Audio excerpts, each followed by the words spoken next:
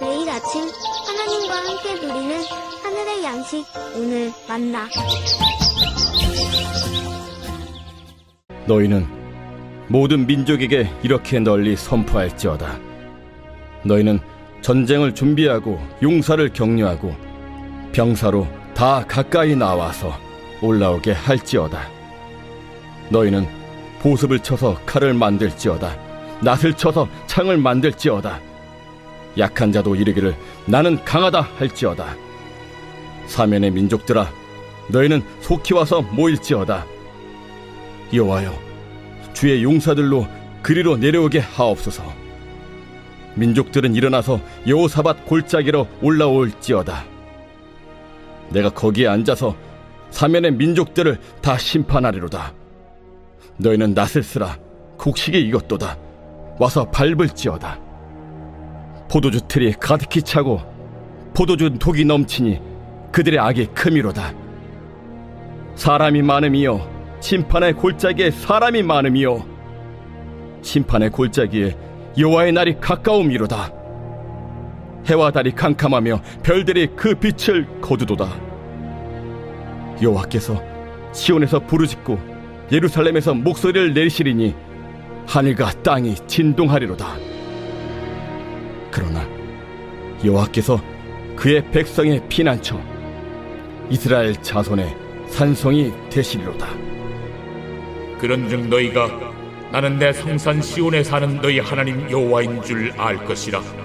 예루살렘이 거룩하리니 다시는 이방 사람이 그 가운데로 통행하지 못하리로다. 그날에 산들이 단 포도주를 떨어뜨릴 것이며 작은 산들이 젖을 흘릴 것이며 유다 모든 시내가 물을 흘릴 것이며 여호와의 성전에서 샘이 흘러나와서 시딤 골짜기에 대리라. 그러나 애굽은 황무지가 되겠고 에돔은 황무한 들이 되리니 이는 그들이 유다 자손에게 포악을 행하여 무죄한 패를 그 땅에서 흘렸음이니라. 유다는 영원히 있겠고 예루살렘은 대대로 있으리라. 내가 전에는 그들의 피 흘림 당한 것을 갚아주지 아니하였거니와 이제는 갚아주리니 이는 여호와께서 시온에 거하심이니라. 우리는 지난 주간부터 요엘서의 말씀을 살펴보고 있습니다. 요엘서 1장 1절의 말씀을 보면 여호와의 말씀이 부드엘의 아들 요엘에게 임하였습니다. 요엘은 자신에게 임한 하나님의 말씀을 백성들에게 선포하고 있죠. 그 말씀이 무엇입니까? 여호와의 날이 임박하였다는 것입니다. 유다의 백성들은 여호와의 날을 기대하였습니다. 하나님께서 모든 대적들을 심판하시고 다윗 시대의 찬란했던 영광을 다시 회복시킬 것이라는 기대가 있었던 것이죠. 하나님은 모든 상황을 역전케 하시고 세계적인 강대국으로 우리를 서게 하실 것이라는 믿음이 그들에게는 있었습니다. 그러나 그들이 기대하였던 여호와의 날은 심판의 날이었습니다.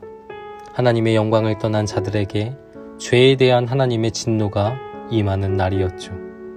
백성들이 기대했던 것처럼 여호와의 날이 임하면 하나님을 대적하였던 자들을 하나님은 그들의 죄로 인해 심판하실 것입니다. 그러나 임박한 하나님의 심판은 유다의 백성들과 무관한 일이 아니었습니다. 유다 백성 역시 하나님의 심판에서 자유할 수가 없었던 것이죠. 하나님의 백성이라 자부하였지만 그들도 역시 하나님께로 마음을 돌이켜야 할 자들이었음을 성경은 분명히 말씀하고 있습니다. 그래서 요엘서 2장 12절의 이하의 말씀을 보면 너희는 이제라도 금식하고 울며 애통하고 마음을 다하여 내게로 돌아오라. 너희는 옷을 찢지 말고 마음을 찢고 너희 하나님 여호와께로 돌아오라고 말씀합니다. 하나님의 심판이 시행되기에 앞서 하나님의 은혜와 하나님의 자비로우심과 노하기를 더디하시는 하나님의 인애가 내게로 돌아오라는 말씀으로 나타나고 있는 것이죠. 바울은 고린도 교회를 향하여 보라 지금은 은혜 받을 만한 때요 보라 지금은 구원의 날이로다 라고 말씀하고 있습니다. 하나님의 은혜가 주어지고 있는 이 구원의 날에 마음을 다하여 하나님께로 돌이킬 수 있는 은혜가 우리에게 임하도록, 또 그 은혜가 우리를 이끌어 가시도록 기도해야 함이 마땅한 것이죠. 오늘 본문의 말씀을 보면 여호사밧 골짜기에 만국을 모으시고 그들의 신문하여 최종적인 재판을 행하시는 하나님의 모습이 그려지고 있습니다. 그런데 여호사밧 골짜기에 모인 열방의 모습이 어떠합니까? 마음을 다하여 주께로 돌이키는 모습이 아니었습니다. 9절과 10절의 말씀을 한번 보십시오. 그들은 전쟁을 준비합니다. 용사를 격려하고 소집하여 전열을 갖추고 있죠. 그들은 전쟁을 위한 무기를 준비합니다. 보습을 쳐서 칼을 만들고 낫을 쳐서 창을 만듭니다. 농사를 짓는 농부의 모습이 아니라 스스로 강해진 전사의 모습을 갖추려고 하는 것이죠. 이 땅의 힘과 능력과 지혜를 의지하는 모습입니다.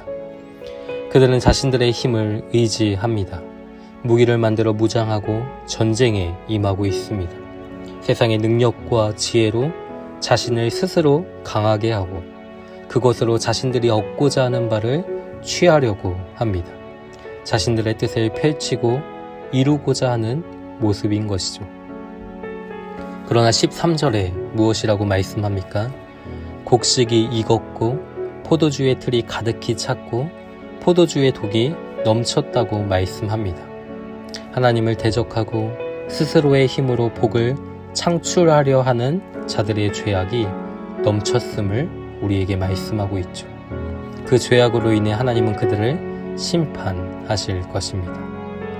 사랑하는 성도 여러분, 이 땅의 힘과 지혜를 의지하며 하나님을 떠나 스스로 강하려 하는 자들의 모습이 때로는 더 형통한 것 같고 때로는 더 성공한 인생 같아 보이나 그 삶은 바람에 나는 겨와 같이 사라지고 망하는 인생임을 성경은 우리에게 분명히 선포하고 있습니다.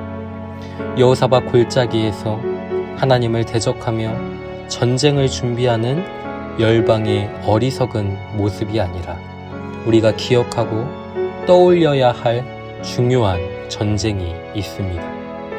역대하 20장에 기록된 여호사밧 왕과 아람의 전쟁입니다. 여호사밧은 누구입니까? 북이스라엘의 아합 왕과 사돈을 맺었던 남유다의 왕이었습니다. 결혼을 통한 동맹을 통해 하나님을 의지하지 않고 힘의 체계로 어려움을 극복하고자 했던 여호사밧 왕이었음을 우리는 보게 되는 것이죠. 이 결혼 동맹으로 인해 남유다에는 바알신을 섬기는 우상 숭배가 극명하게 나타났습니다. 뿐만 아니라 여호사밧은 은과 금을 통해 유다를 부흥시키고자 했던 왕이기도 하였죠. 그러나 여호사밧은 모압과 암몬으로 이루어진 연합군이 남유다를 치러 올 때에 스스로의 힘으로 그들과 대항하지 않았습니다. 여호와 하나님이 모든 나라를 다스리시며 주의 손에 권세와 능력이 있음을 믿고 오직 주의 구원을 바라며 하나님께 간구하였습니다. 하나님께서는 이 전쟁이 너희에게 속한 것이 아니요 하나님께 속한 것임을 분명히 하셨습니다. 그들은 보습을 쳐서 칼을 만들거나 낫을 쳐서 창을 만들지 않았습니다. 오직 하나님을 신뢰하고 있습니다. 노래하는 자들을 택하여 거룩한 예복을 입히고 군대 앞에서 행진하며 여호와를 찬송할 뿐이었습니다. 그때 하나님은 어떻게 행하십니까?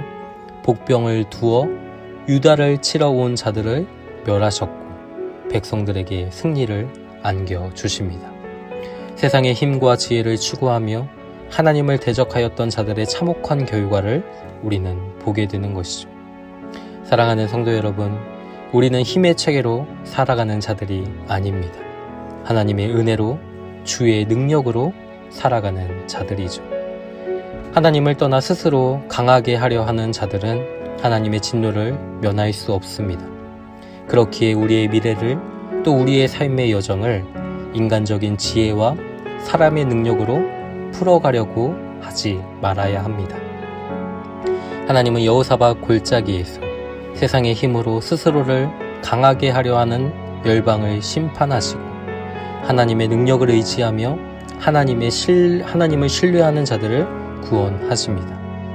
여호와의 날은 분명 심판의 날입니다. 그러나 누구든지 여호와의 이름을 부르는 자는 구원을 얻으리라고 말씀하고 있죠. 16절과 17절의 말씀함과 같이 하나님은 여호와 하나님을 인정하는 자들에게 피난처와 산성이 되십니다. 칼과 창으로 스스로를 강하게 하려는 자들이 아니라 여호와의 날에 영원한 안식과 위로를 주실 하나님을 바라보며 우리의 피난처와 산성이 되시는 하나님을 신뢰하는 우리가 되길 소망합니다.